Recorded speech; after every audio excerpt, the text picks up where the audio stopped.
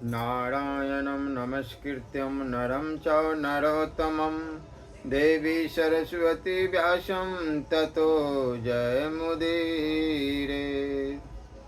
राधा मेरी माती है, पिता मेरे घनश्याम। इन दोनों की चरणों में मेरा कोटि कोटि प्रणाम। ओम श्री परमात्मने नमः। श्री गणेशाय नमः। श्री राधा वल्लभ लाल की जय। संसार में पिता, सखा, गुरुजन और स्त्रियां, ये कोई भी उसके नहीं होते जो सर्वथा गुणहीन है, किंतु जो प्रभु के अनन्य भक्त, प्रियवादी, हितैषी और इंद्रिय विजयी है वही उसके होते हैं, अर्थात उसका त्याग नहीं करते। पिता मनुष्य के लिए सर्वश्रेष्ठ देवता है। कोई कोई पिता को माता से भी बढ़कर बताते हैं। श्रेष्ठ पुरुष ज्ञान के लाभ को ही परम लाभ कहते हैं। जिन्होंने श्रोत्र आदि इंद्रियों और शब्द आदि विषयों पर विजय पा ली है वे परम पद को प्राप्त होते हैं। क्षत्रिय का पुत्र यदि सम्रांगन में घायल होकर बाणों की चिता पर दग्ध होता है तो वह देव दुर्लभ लोकों में जाता और वहां अनंत पूर्वक स्वर्गीय सुख भोगता है। जो युद्ध में थका हुआ हो, भयभीत हो, जिसने हथियार नीचे डाल दिया हो, जो रोता हो, पीठ दिखाकर भाग रहा हो, जिसके पास युद्ध का कोई भी सामान न रह गया हो, जो युद्ध विषयक उद्यम छोड़ चुका हो, रोगी हो और प्राणों की भीख मांगता हो, तथा जो अवस्था में बालक या वृद्ध हो, ऐसे शत्रु का वध नहीं करना चाहिए।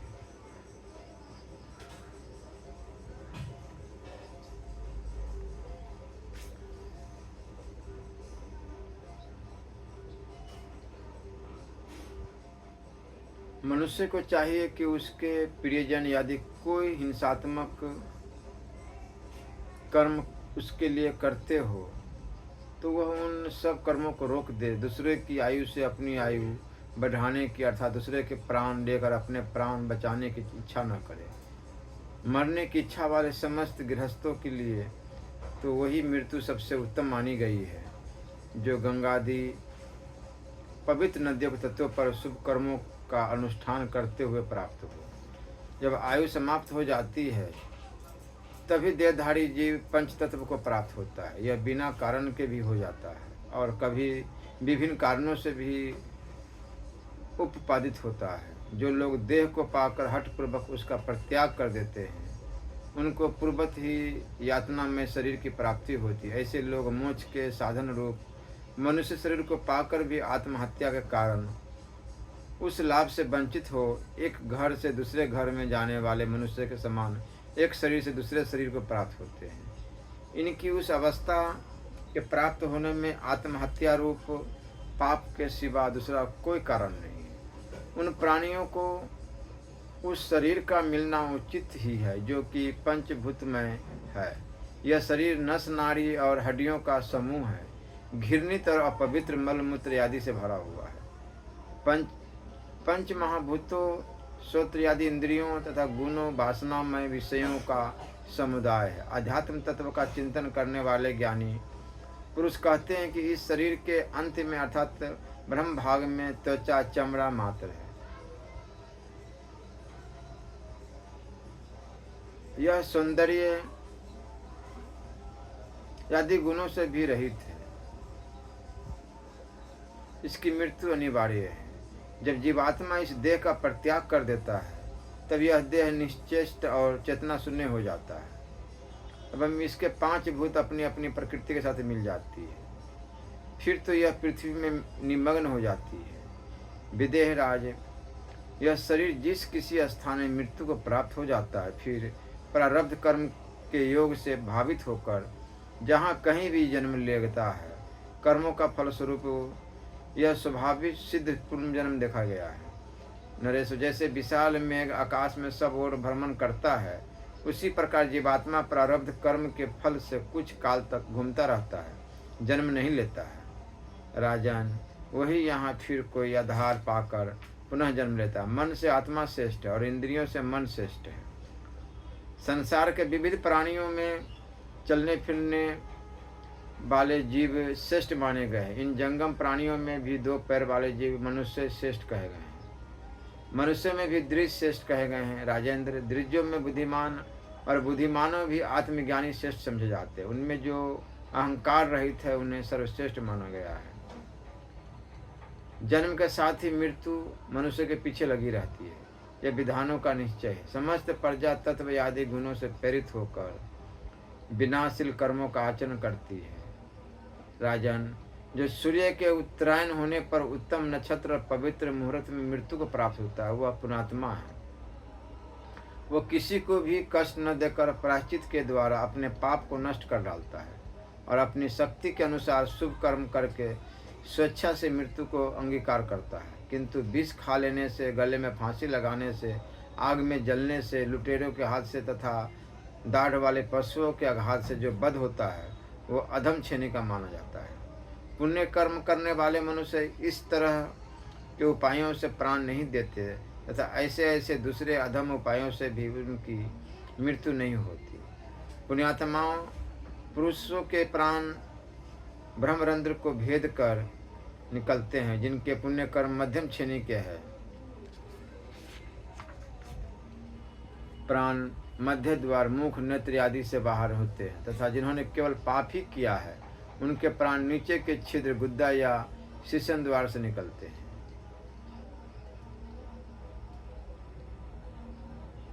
पुरुष का एक ही शत्रु है, उसके समान दूसरा कोई शत्रु नहीं है। वह है अज्ञान, जिससे आवृत और प्रेरित होकर मनुष्य अत्यंत घोर और क्रूरतापूर्ण कर्म करने लगता है। उस शत्रु को पराजित करने में वही समर्थ हो जा सकता है जो वेदोक्त धर्म संपन्न बद्ध पुरुषों की सेवा, वृद्ध पुरुषों की सेवा करके प्रजा स्थिर बुद्धि को प्राप्त कर लेता है, क्योंकि अज्ञान में शत्रु को जितना महान प्रयत्न साध्य कर्म है, वह प्रज्ञा रूपी बाण की चोट खाकर ही नष्ट होता है। पहले द्विज को पहले ब्रह्मचर्य आश्रम में रहकर तपस्या पूर्वक वेदों का अध्ययन करना चाहिए, फिर गृहस्थ आश्रम में प्रवेश करके अपनी शक्ति के अनुसार इंद्रिय संयम पूर्वक 5 महायज्ञों का अनुष्ठान करना चाहिए। तत्पश्चात अपने पुत्र को घर बार की रक्षा में नियुक्त करके कल्याण मार्ग में स्थित हो केवल धर्म पालन की इच्छा रखकर उसे वन को प्रस्थान करना चाहिए। भगवत प्राप्ति सुगम है, इसके लिए कुछ करने की आवश्यकता भी नहीं पड़ती। केवल नाम जप और उनका हर समय हर श्वास में स्मरण बनी रहे, उनकी छवि विराजमान रहे हृदय में, बहुत जल्दी भगवत प्राप्ति हो जाती है।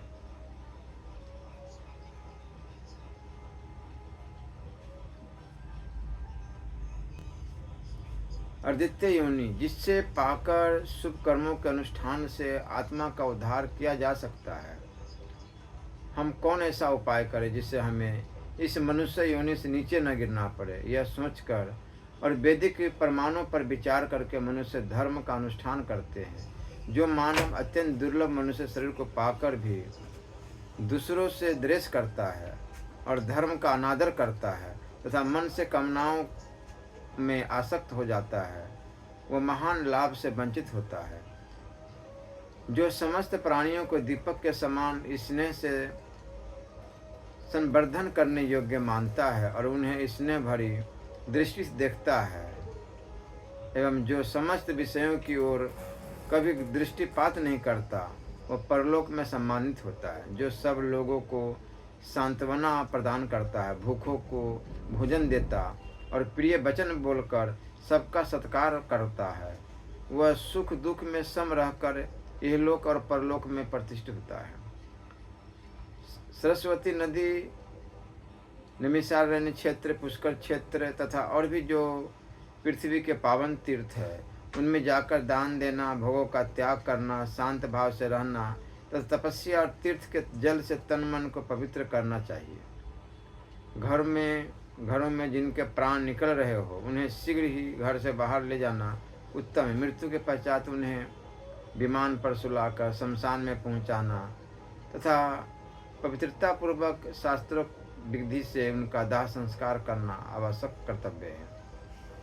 मनुष्य अपनी शक्ति के अनुसार इष्ट पुष्टि शांति कर्म यजन याजन दान पुण्य कर्मों का अनुष्ठान तथा श्राद्ध आदि को भी उत्तम कार्य करता है। वह सब अपने ही लिए करता है। धर्मशास्त्र और 6 अंगों सहित वेद पुण्य कर्म करने वाले पुरुष के कल्याण के लिए कर्तव्य का विधान करते हैं। भीष्म जी कहते हैं, युधिष्ठिर, प्राचीन काल में महात्मा पराशर मुनि ने विदेहराज जनक के कल्याण के लिए यह सब उपदेश दिया था। राजा जनक के विविध प्रश्नों का उत्तर दे रहे हैं। भीष्म जी कहते हैं, युधिष्ठिर, तदंतर मिथिला नरेश जनक ने उन धर्म के विषय में उत्तम निश्चय रखने वाले महात्मा पराशर मुनि से इस प्रकार पूछा। जनक जी बोले, ब्राह्मण शिष्य का साधन क्या है, उत्तम गति कौन सी है, कौन सा कर्म नष्ट नहीं होता तथा कहाँ गया हुआ जीव फिर इस संसार में नहीं लौटता है। महामते, मेरे इन प्रश्नों का समाधान कीजिए। पराशर जी ने कहा, राजन, आसक्ति का अभाव ही क्षय का मूल कारण है। ज्ञान ही सबसे उत्तम गति है। स्वयं किया हुआ तप तथा सुपात्र को दिया हुआ दान ये कभी नष्ट नहीं होते। जो मनुष्य जब अधर्म में बंधन का उच्छेद करके धर्म में अनुरक्त हो जाता और संपूर्ण प्राणियों को अभय दान कर देता है, उसे उसी समय उत्तम सिद्धि प्राप्त होती है। जो 1000 गौ तथा 100 घोड़े दान करता है तथा दूसरा जो संपूर्ण भूतों को अभय दान देता है, वो सदा गौ और अश्वदान करने वाले से बढ़ा चढ़ा रहता है।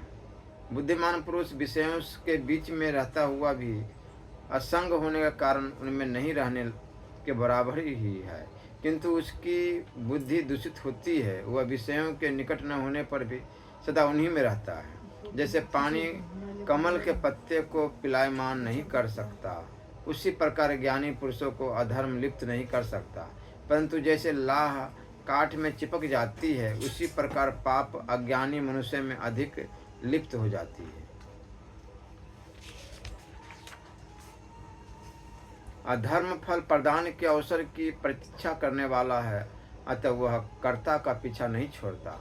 समय आने पर उस कर्ता को उस पाप का फल अवश्य भोगना पड़ता है। पवित्र अंतकरण वाले आत्मज्ञानी पुरुष कर्मों के शुभाशुभ फलों से कभी विचलित नहीं होते। जो परमादवश ज्ञानेंद्रियों और कर्मेंद्रियों द्वारा होने वाले पापों पर विचार नहीं करता तथा शुभ एवं अशुभ में आसक्त रहता है, उसे महान भय की प्राप्ति होती है। परंतु जो वितराग होकर क्रोध को जीत लेता और नित्य सदाचार का पालन करता है, वो विषयों में वर्तमान रहकर भी पाप कर्म से संबंध नहीं जोड़ता है। जैसे नदी में बंधा हुआ मजबूत बांध टूटता नहीं है और उसके कारण वहाँ जल का स्तोत्र बढ़ता रहता है, उसी प्रकार प्राचीन मर्यादा पर बंधा हुआ धर्म रूपी बांध नष्ट नहीं होता तथा उससे आसक्ति रहित संचित तप की बुद्धि होने लगती है। नृप से जिस प्रकार शुद्ध सूर्य कांतमणि सूर्य के तेज को ग्रहण कर लेती है, उसी प्रकार योग का साधक समाधि के द्वारा ब्रह्म के स्वरूप को ग्रहण कर, जैसे तिल का तेल भिन्न भिन्न प्रकार के सुगंधित पुष्पों से वासित होकर अत्यंत मनोहर गंध करता है, वैसे ही पृथ्वी पर शुद्ध चित्त पुरुषों का स्वभाव सत्व पुरुषों के संग के अनुसार सत्व गुण संपन्न हो जाता है। इसलिए हमेशा संतों का संग अवश्य करनी चाहिए और स्वाध्याय अवश्य करनी चाहिए। हर समय किसी भी जो भी आपको पसंद हो, प्रिय हो, राधा राधा राधे कृष्ण, राम कृष्ण हरि गोविंद, शिव शिव, एक नाम पकड़ लो, उसी नाम को हर समय हर श्वास में नाम जपो, इसी से भगवत प्राप्ति हो जाएगी। दूसरा कोई साधन ही नहीं है। जिस समय मनुष्य सर्वोत्तम पद पाने के लिए उत्सुक हो जाता है, उस समय उसकी बुद्धि विषयों से विलग हो जाती है तथा वह स्त्री संपत्ति पद वाहन और नाना प्रकार की जो क्रियाएं हैं उनका भी परित्याग कर देता है। परंतु जिसकी बुद्धि विषयों में आसक्त हो जाती है वह मनुष्य किसी तरह अपने हित की बात नहीं समझता। राजन, जैसे मछली कांटे में गुथे हुए मांस पर आकृष्ट होती है और दुख पाती है, उसी तरह वह सब प्रकार की वासनाओं से बासित चित्त के द्वारा विषयों की ओर आकृष्ट होता है और दुख भोगता है। जैसे शरीर के अंग प्रत्यंग एक दूसरे के आश्रित है, उसी प्रकार यह मृत्यु लोक स्त्री पुत्र पशु आदि का समुदाय आपस में एक दूसरे पर अवलंबित है। यह संसार केले के भीतर की भाग के समान निस्सार है। जैसे नौका पानी में डूब जाती है, उसी प्रकार यह सब कुछ काल के प्रवाह में निमग्न हो जाता है। पुरुष के लिए धर्म करने का कोई विशेष समय निश्चित नहीं, क्योंकि मृत्यु किसी की बाट नहीं देखती। जब मनुष्य सदा मौत के मुख में ही है, तब नित्य निरंतर धर्म का आचरण करते रहना चाहिए। उसके लिए शोभा की बात है। जैसे अंधा प्रतिदिन के अभ्यास से ही सावधानी के साथ रास्ते पार करता है, बाहर जाता है, उसी प्रकार हर समय नाम जप करते रहने से उसका कल्याण हो जाता है और भगवत प्राप्ति हो जाती है। विवेकी मनुष्य योग युक्त चित्त के द्वारा उस परम गति को प्राप्त कर लेता है। जन्म में मृत्यु की स्थिति बताई गई है और मृत्यु में जन्म निहित है। जो मोक्ष धर्म को नहीं जानता वह अज्ञानी मनुष्य संसार में आबद्ध होकर जन्म मृत्यु के चक्र में घूमता रहता है, किंतु ज्ञान मार्ग से चलने वाले को इहलोक और परलोक में भी सुख मिलता है। कर्मों का विस्तार क्लेश युक्त होता है और संक्षेप सुखदायक है। सभी कर्म विस्तार पदार्थ है, अर्थात मन और इंद्रियों की तृप्ति के लिए है, परंतु त्याग अपने लिए हितकर माना गया है। जैसे पानी से निकालते समय कमल की नाल में लगी हुई कीचड़ पानी से तुरंत धुल जाती है, उसी प्रकार त्यागी पुरुष का आत्मा मन के द्वारा संसार बंधन से मुक्त हो जाता है। मन आत्मा को योग की ओर ले जाता है, योगी इस मन को योग युक्त आत्मा में लीन करता है। इस प्रकार जब वह योग में सिद्धि प्राप्त कर लेता है, तब वह उस परमात्मा का साक्षात्कार कर लेता है। जो पर के लिए अर्थात इन ब्रह्म इंद्रियों की तृप्ति के लिए विषय भोग में प्रवृत्त होकर इसे अपना मुख्य कार्य समझता है, वह अपने वास्तविक कर्तव्य से च्युत हो जाता है। इस लोक में बुद्धिमान हो या मूढ़, उसका आत्मा अपने किए हुए कर्मों के अनुसार ही नरक को, पशु पक्षी आदि योनियों को, स्वर्ग को और परम गति को प्राप्त होता है।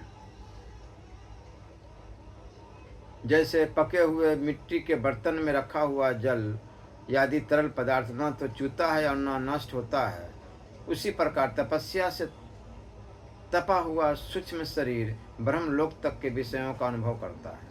जो मनुष्य शब्द स्पर्श और विषयों का उपभोग करता है वह निश्चय ही ब्रह्मानंद के अनुभव से वंचित रह जाएगा, परंतु जो विषयों का परित्याग करता है वह अवश्य ही ब्रह्मानंद के अनुभव में समर्थ हो सकता है। जैसे जन्म का अंधा रास्ते को नहीं देख पाता, वैसे ही शिष्णोदर प्रायण तथा एवं अज्ञान से आवृत जीव माया रूप कुहासा से आच्छन्न होने के कारण मोक्ष मार्ग को नहीं समझ पाता। जैसे वेश्य समुद्र मार्ग से व्यापार करने जाकर अपने मूल धन के अनुसार द्रव्य कमाकर लाता है, उसी प्रकार संसार सागर में व्यापार करने वाला जीव अपने कर्म एवं विज्ञान के अनुरूप गति पाता है। दिन और रात्रि में संसार में बुढ़ापा का रूप धारण करके घूमती हुई मृत्यु समस्त प्राणियों को उसी प्रकार खाती रहती है जैसे सर्प हवा पिया करता है।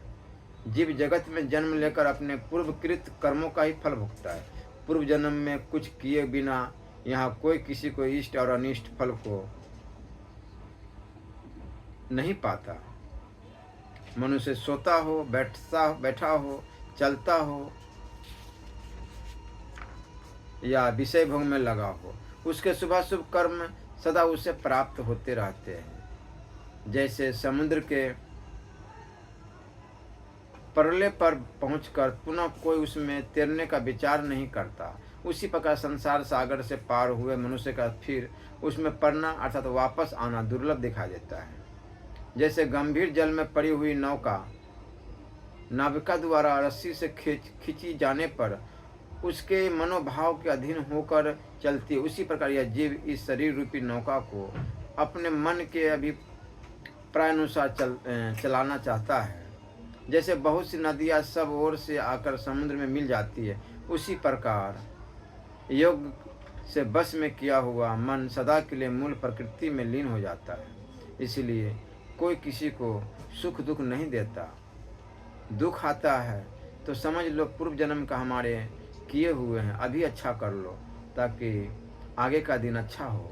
जिनका मन नाना प्रकार के स्नेह बंधनों में जकड़ा हुआ है, वह प्रकृति में स्थित हुए जीव जल में ढह जाने वाले बालू के मकान की भांति महान दुख से नष्ट प्राय हो जाते। शरीर ही जिसका घर है, जो बाहर भीतर की पवित्रता को ही तीर्थ मानता है तथा बुद्धिपूर्वक कल्याण के मार्ग पर चलता है, उस देहधारी जीव को इहलोक और परलोक में सुख मिलता है। क्रियाओं का विस्तार कलेशदायक होता है और संक्षेप सुखदायक। सभी कर्म विस्तार पदार्थ रूप अर्थात मन और इंद्रियों की तृप्ति के लिए होते, परंतु त्याग अपने लिए हितकर माना गया है।